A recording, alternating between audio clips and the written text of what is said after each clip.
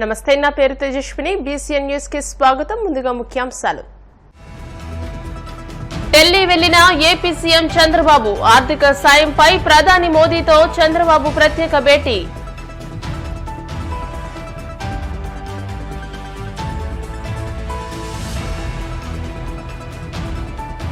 సినిమాల గురించి జనసేన అధినేత పవన్ కళ్యాణ్ కీలక వ్యాఖ్యలు. 3 నెలల తర్వాత ఒప్పుకున్న సినిమాలు చేస్తానంటూ నిర్మాతలకు హామీ.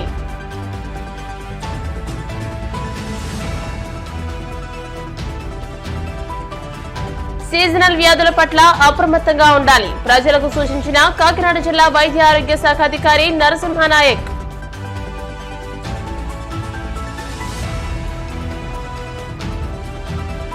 సింహగిరి కొండపై వైభవంగా వరద పాయసం ఉత్సవం. ప్రత్యేక అలంకరణలో భక్తులకు వరాహ లక్ష్మీ నృసింహస్వామి దర్శనం.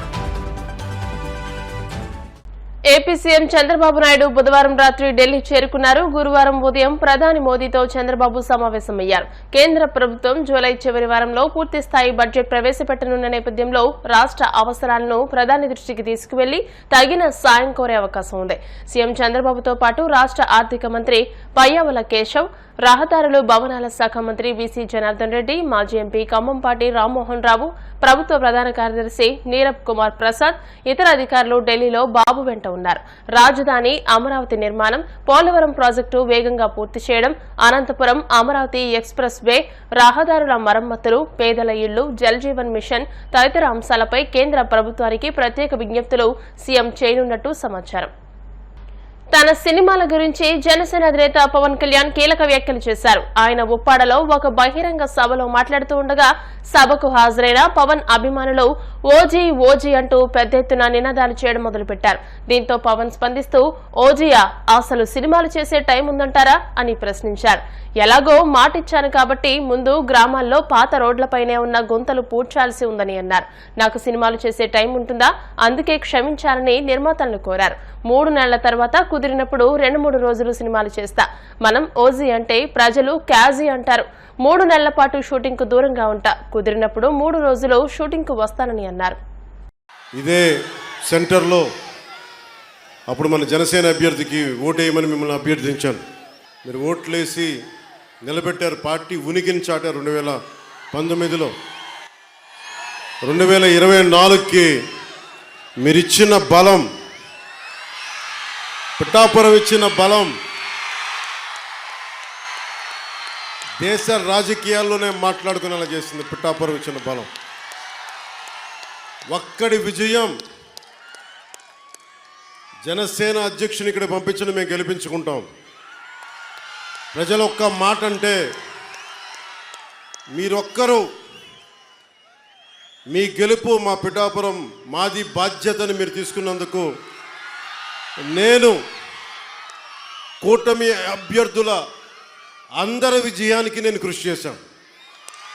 మీరొక్కరు, ఒక్క నియోజకవర్గం ఒక నాయకుడు వెన్నంటి ఉంటే ఈ రోజున 164 స్థానాల్ని కైవసం చేసుకొని కన్నీ వీని ఎరుగని రీతిలో ఎన్ని దశాబ్దాల ఆంధ్రప్రదేశ్ రాజకీయ చరిత్రలో ఇంత ఘన విజయం ఎవరూ చూడలేదు. దానికి బీజాలు ఇక్కడి నుంచే పడ్డాయి, పిఠాపురం నుంచే పడ్డాయి. ఒకటే అన్నారు కదా మనల్ని, నువ్వు అసెంబ్లీలోకి ఎలా అడుగు పెడతావు, నువ్వు అసెంబ్లీ గేటును కూడా తాకలేవన్నారు. నేను ఎంత సీరియస్గా తీసుకున్నా నాకు తెలియదు, నేను విన్నా వదిలేశా. కానీ మీరు ఇచ్చిన విజయం పిఠాపురంలో మీరు చాలా సీరియస్గా తీసుకున్నారు. మా వర్మ గారు చెప్పారు, గేటు నెట్టుకొని రావడం కాదు, బద్దలు కొట్టుకొని వస్తాడు పవన్ కళ్యాణ్. మా వర్మ గారు చెప్పిన ఆ వ్యాఖ్యలే, ఆ ప్రొఫెసీయే నిజమైంది ఈ రోజున. మరి నాకు ఇంత ఘన విజయం ఇచ్చిన మీకు నేను ఎంత రుణగ్రస్తుని. కన్నీరు తొడవలేని అధికారం ఎందుకు? నేను ఎప్పుడు చెప్తా ఉన్నా, నేను ఇప్పుడు దాకా నా జీవితంలో నేను సంపాదించిన డబ్బు అకౌంట్లో కూడా ఎప్పుడు చూడడం. ఖర్చు అయితే ఖర్చు అయింది, ట్యాక్స్ వచ్చే డబ్బులు వచ్చినాయి, ట్యాక్స్ కట్టే ఇంతే పెట్టుకున్నా. కానీ ప్రజల డబ్బు వచ్చేటప్పటికి మీ డబ్బు అనేటప్పటికీ ఎంత ఒళ్ళు ఉంచి పనిచేశానంటే ఎంత ఒళ్ళు ఉంచి పనిచేస్తున్నాను, ప్రతి రూపాయికి లెక్క అడుగుతున్నా, ప్రతి రూపాయికి. గత ప్రభుత్వ నాయకులు చెప్పారు, పవన్ కళ్యాణ్ ఆంధ్రాలో ఉండడు, హైదరాబాద్లో ఉంటాడు, పిఠాపురంకి వస్తే పిఠాపురం వాస్తవ్యుడు కాదు, ఇక్కడ ఉండడు. నేను ఈ రోజున పిఠాపురం వాస్తవ్యుడిగా, సంపూర్ణ వాస్తవ్యుడిగా మారాను. ఎలా ఇందాకే ఒక రిజిస్ట్రేషన్ పేపర్ సంతకం పెట్టి ఒక 3 ఎకరాలు కొని ఇప్పుడే సంతకాలు పెట్టి వచ్చాను, రిజిస్ట్రేషన్ చేసి వచ్చాను. ఆ మాట చెప్పడానికి లేట్ అయింది రావడానికి. మీరు ఎమ్మెల్యే గారి తాలూకా, పిఠాపురం ఎమ్మెల్యే గారి తాలూకా అని జాగ్రత్త, చెడ్డ పేరు తీసుకురాకండి. పోలీస్ అధికారులు, ఆర్టీఓ అధికారులు ఆపి మీ నెంబర్ ప్లేట్ ఏదంటే మా పిఠాపురం తాలూకా అని చెప్పకండి, కొడతారు, నన్ను తిడతారు. అలాగే 1 వేలో వెళ్ళిపోతా ఏంటి ఇదంటే పిఠాపురం తాలూకా ఎమ్మెల్యే మాకు, అలా కాదు. మనం పాటించకపోతే ఎట్లా? అందరూ చట్టాలు పాటించాలని చెప్పే స్థితిలో ఉండి మనం కూడా చట్టాలను పాటించాలి. మీరు సరదాగా హుషారుగా చేయండి అప్పుడప్పుడు. కావాలంటే నాకు 2 ఎకరాల స్థలం ఉంది కదా, అక్కడ వచ్చి మీరు కావాలంటే బైక్ వేసుకుని తిరగండి.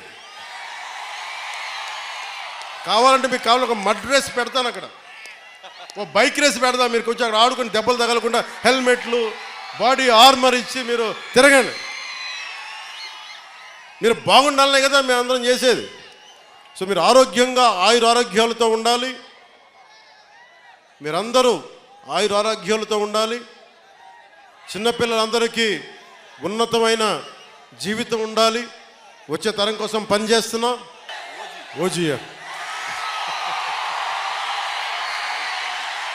సినిమాలు చేసే టైం ఉందంటారా? ఎలాగా మాట ఇచ్చాం కాబట్టి ముందు ఒక 3 నెలలు కనీసం మీరు నన్ను తిట్టకూడదు. కనీసం ఒక్క రోడ్డు గుంతలు కూడా వేయలేదని తిట్టకూడదు కదా మీరు నన్ను. కనీసం గ్రామాలకి కొత్త రోడ్ల కంటే ముందు రోడ్లు గుంతలు పూడ్చి, పాట్ హోల్స్ పూడ్చి, మళ్ళీ మీరు తిట్టకూడదు కదా. నిన్ను ఎన్నుకుంటే మళ్ళీ నువ్వు వెళ్ళి ఓజీ చేస్తామని మనని క్యాజీ అంటే మరి నేను చెప్పను. ఒక భయంతో మా నిర్మాతలు కూడా చెప్పాను, కొంచెం క్షమించాలి, మా రాష్ట్ర మా ఆంధ్ర రాజ్య ప్రజలకి మేము కొంత కనీసం సేవ చేసుకొని కుదిరినప్పుడల్లా ఒక 2 రోజులు 3 రోజులు మీకు షూటింగ్ చేస్తాను, ఎక్కడ పనికి అంతరాయం రాకుండా. ఓజీ చూద్దరు కానీ బాగుంటుంది. కేంద్రంలో 10 ఏళ్ల పాటు అబద్దాలతో పాలన సాగించిన మోదీ రాష్ట్రంలో ప్రజాస్వామ్యం గొంతు నొక్కిన జగన్మోహన్ రెడ్డిని ఎన్నికల్లో ప్రజలు తిరస్కరించారని సిపిఐ రాష్ట్ర కార్యదర్శి కె రామకృష్ణ అన్నారు. విశాఖ మురళీనగర్లోని ఆహ్వాన ఫంక్షన్ హాల్లో ఆయన మీడియాతో మాట్లాడుతూ ఎన్నికల్లో ఇచ్చిన హామీలను అమలు చేయడంలో కేంద్రంలోని బీజేపీ ప్రభుత్వం ఘోరంగా విఫలమైందన్నారు. ఎన్నికల్లో సొంతంగా అధికారాన్ని చేపట్టేందుకు అవసరమైన సీట్లు బీజేపీకి రాకపోయినా ఒంటెద్దు పోకడలతోనే 3వ మోదీ పాలన ప్రారంభమైందన్నారు. ప్రతిపక్షాలు అభ్యంతరం వ్యక్తం చేస్తున్నా జూలై 1 నుండి కొత్త నేర చట్టాలను అమలు చేస్తున్నారని, రాష్ట్ర సమస్యలను కేంద్రం వద్ద పరిష్కరించుకునే వాతావరణం ప్రస్తుతం ఉందన్నారు. దేశవ్యాప్తంగా ఉన్న రాజకీయ పరిస్థితులు, రాష్ట్రంలో నెలకొన్న రాజకీయ పరిస్థితులను కూడా ఈ సమావేశంలో చర్చించుకోబోతా ఉన్నాం. ఎందుకంటే గత లోక్సభ అదేవిధంగా అసెంబ్లీ ఎన్నికల్లో ప్రజలు ఇచ్చిన తీర్పును గౌరవిస్తూనే ఈ తీర్పు ద్వారా దేశవ్యాప్తంగా రాష్ట్రంలోనూ జరుగుతున్న రాజకీయ మార్పులను కూడా ఒకసారి సమీక్షించుకోవడానికి ఈ సమావేశాలు ఉపయోగపడతా ఉన్నాయి. మరి ఈ సందర్భంలో మన రాష్ట్రంలో నెలకొన్న పరిస్థితులను మన రాష్ట్ర అభివృద్ధికి సానుకూలంగా మలుచుకోవడానికి అన్ని రాజకీయ పార్టీలు కూడా ముందుకు రావాలని చెప్పి కోరుతారు. ఎందుకంటే ఈ ఎన్నికల్లో ప్రజలు స్పష్టమైన తీర్పు ఇచ్చారు. రాష్ట్రానికి సంబంధించి గత ప్రభుత్వాన్ని గద్దె దించాలి, కొత్త ప్రభుత్వానికి అవకాశం ఇవ్వాలి అనే దాన్ని ప్రధానంగా భావించే ఇవాళ తెలుగుదేశం ఆధ్వర్యంలో ఉన్న కూటమికి వారు అధికారం ఇచ్చారు. కేంద్రంలో నరేంద్ర మోడీ 10 ఏళ్ల పరిపాలన పైన కూడా ప్రజలు ఆలోచించే తీర్పు ఇచ్చారని భావిస్తూ ఉన్నారు. ఎందుకంటే దాదాపు బీజేపీకి 60 స్థానాలు తగ్గిపోయినాయి. ఇవాళ స్పష్టంగా తెలుగుదేశం పార్టీ పైన, జేడీయూ పైన, అదేవిధంగా లోక్ జనశక్తి పార్టీ లాంటి చిన్న పార్టీలపైన ఆధారపడి కేంద్రంలో ఇవాళ మోడీ ప్రభుత్వం అధికారంలోకి వచ్చింది. మీరు గతంలో మన మీడియాలో చూస్తే మోడీని అమిత్ షాని చూపించేవాడు, కానీ వాళ్ళు మార్చేశారు. మోడీ పక్క సీట్లో చంద్రబాబు నాయుడు, ఆ తర్వాత సీట్లో నితీష్ కుమారు. ఎందుకంటే వారిపైన ఆధారపడిన ప్రభుత్వం కాబట్టి ఇవాళ ఎన్డీఏ గవర్నమెంట్గా వచ్చింది. గతంలో బీజేపీ గవర్నమెంట్ అది, కానీ ఇవాళ బీజేపీ గవర్నమెంట్ కాదు, అది ఖచ్చితంగా ఎన్డీఏ ప్రభుత్వం. ఆ ఎన్డీఏ ప్రభుత్వంలో కూడా అక్కడ జేడీయూ పైన, ఇక్కడ తెలుగుదేశం పార్టీ పైన ఆధారపడి ఈ ప్రభుత్వం నడిచే పరిస్థితి వచ్చింది.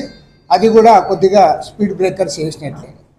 దీన్ని సద్వినియోగం చేసుకోవాలని కోరుతా ఉన్నాం. గందరగోళ పరిస్థితులు కనపడతా ఉన్నాయి. గందరగోళం అన్నింటిలో కూడా గందరగోళం. ఈ గందరగోళ పరిస్థితుల నుంచి బయటపడాలి. ఈరోజు శాండ్ విషయంలో కానీ, లిక్కర్ విషయంలో కానీ ఇవన్నీ కూడా కుంభకోణాలు జరిగినాయి అన్నారు. చాలా సంతోషం. వాటన్నిటిపైన ఎంక్వైరీ చేయండి. ఎవరైతే దాంట్లో ఇన్వాల్వ్ అయినారో వాళ్ళపైన మీరు చర్యలు చేపట్టండి. కానీ దానికంటే ముఖ్యంగా చెప్తా ఉన్నా, ఇవాళ గత 5 ఏళ్ల కాలంలో ఈ ప్రభుత్వము కేంద్ర ప్రభుత్వంతో కుమ్మక్కై అమిత్ షా యొక్క ఆదేశాలతో, వాళ్ళ యొక్క లాలూచితో రాష్ట్రాన్ని అదానికి దోచిపెట్టారు. ఇది అందరికీ తెలుసు. 1000 ఎకరాల భూములు కట్టబెట్టారు, గంగవరం పోర్ట్ ఇచ్చారు, చివరికి విశాఖ ఉక్కు ఫ్యాక్టరీని కూడా వారికి కట్టబెట్టడానికి ప్రయత్నాలు చేశారు. మరి ఆ రోజు ప్రతిపక్షంలో ఉన్నప్పుడు తెలుగుదేశం పార్టీ కూడా మేము ఏదైతే మాట్లాడామో అదే వాళ్ళు మాట్లాడారు. కాబట్టి వారికి మేము విజ్ఞప్తి చేస్తా ఉన్నాం. గత 5 ఏళ్ల కాలంలో రాష్ట్రంలో అదానికి ఏవేవైతే ఆస్తులు కట్టబెట్టారో వాటన్నిటిపైన కూడా శ్వేతపత్రం విడుదల చేయాలని డిమాండ్ చేస్తా ఉన్నాం. మొన్న జరిగిన అసెంబ్లీ ఎన్నికలు దేశ రాజకీయాల గురించి కానీ, మోడీ విధానాల గురించి కానీ, మన రాష్ట్ర రాజకీయాల్లో ఇదని కానీ ప్రధానంగా జరగలేదు. ప్రధానమైన సింగిల్ అజెండా ముందుకు వచ్చింది ఏమంటే, జగన్మోహన్ రెడ్డి గారికి మళ్ళీ 2వసారి అధికారం అప్పజెప్పాలనే ఓటర్లందరూ కూడా ఒకవైపు చేరారు. ఎట్టి పరిస్థితుల్లో ఇతను 2వసారి అధికారం ఇవ్వకూడదు, రాష్ట్రం భ్రష్టు పట్టిపోతుంది, నాశనం అవుతుంది, అధోగతి పాలవుతుంది అనే ఓటర్లందరూ ఇంకో పక్క చేరారు. కాబట్టి ఏమంటే మా గురించి వాళ్ళు ఆలోచించే అవకాశం లేదట. కాంగ్రెస్ గురించి మాట్లాడేది కూడా లేదు. ఎందుకంటే వాళ్ళు కనపడుతున్నది జగన్మోహన్ రెడ్డి ఉండాలన్నా వద్దా అని. జగన్మోహన్ రెడ్డి ఉండాలనుకునే వాళ్ళు 40% మంది అతనికి ఓట్లు వేశారు. జగన్మోహన్ రెడ్డి పోవాలనుకునే 60% మంది దానికి ప్రత్యామ్నాయంగా కనపడుతున్న తెలుగుదేశం కూటమికి వేశారు. తెలుగుదేశం ఒంటరిగైనా సరే అధికారంలోకి వచ్చి ఉండు, మరి వారికి అధికారం అప్పచెప్పారు. కాబట్టి ఏమంటే మూడవదిగా మేమేదైతే కాంగ్రెస్, సిపిఎం మా ప్రచారము పెద్దగా ప్రజలు పట్టించుకోవాలి. దాని పర్యవసానంగానే ఇది జరిగింది. ఓకే, మోడీ గారు ఆయన గుర్తించడం లేదు, ఇప్పటికి కూడా మూర్ఖంగా వ్యవహరిస్తూ ఉన్నాడు. ఇది మాత్రం క్లియర్ కట్గా చెప్పదలుచుకున్నాం. ఎందుకంటే ఆయనకు సీట్లు తగ్గాయి, నేను బీజేపీ గవర్నమెంట్ కాదు, ఇది ఎన్డీఏ గవర్నమెంట్ అని అనుకోవడంలే. ఈవెన్ ప్రోటెం స్పీకర్ విషయంలో కూడా, ప్రోటెం స్పీకర్ అంటే ఓన్లీ ప్రమాణ స్వీకారం చేయించడమే, దాంట్లో కూడా వైలేట్ చేశాడు సాంప్రదాయాన్ని. తర్వాత స్పీకర్ ఎన్నికల్లో కూడా సాంప్రదాయాన్ని చేశాడు. డిప్యూటీ స్పీకర్ ప్రతిపక్షాలకి ఇవాళ అది కూడా ఇవ్వడం లేదు. ఇవాళ మొత్తం చట్టాలన్నీ కూడా తీసుకొని వస్తాం, బిల్లులన్నీ కూడా పాస్ చేసుకుంటామంటా అన్నాడు. ఇది సరైంది కాదు. సిపిఐగా మేము డిమాండ్ చేస్తూ ఉన్నాం, ఏవైతే కొత్త చట్టాలు తెస్తా ఉన్నారు ఈ విషయంలో కూలంకషంగా చర్చ జరగాలి.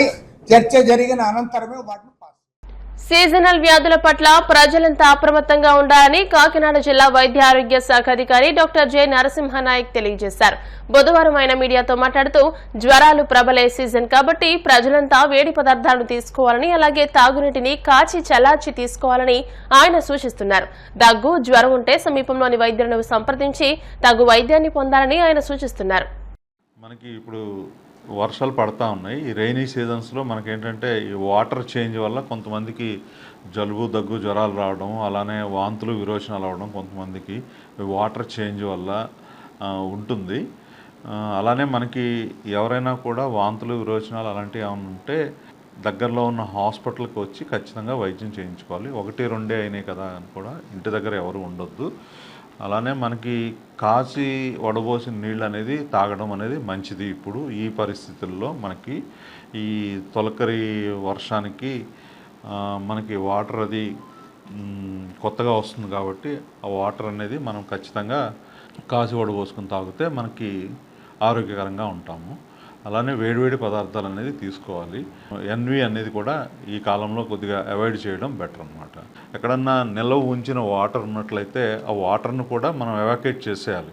ఎప్పటికప్పుడు ఫ్రెష్గా పట్టుకొని వాటర్ నిల్వ ఉన్న వాటర్ వాడటం కూడా అంత మంచిది కాదు. నిల్వ ఉన్న వాటర్ అనేది కూడా మనం ఎవాక్యుయేట్ చేస్తూ ఉన్నాము. అలానే మనకి ఎవరికైనా వాంతులు, విరోచనాలు, కడుపు నొప్పి అలాంటి ఇబ్బంది ఉంటే మాత్రం ఖచ్చితంగా హాస్పిటల్కి వచ్చి వైద్యం చేయించుకోవాలని తెలియపరుస్తాం. ఇప్పుడు కాసేపు ప్రకటనలు.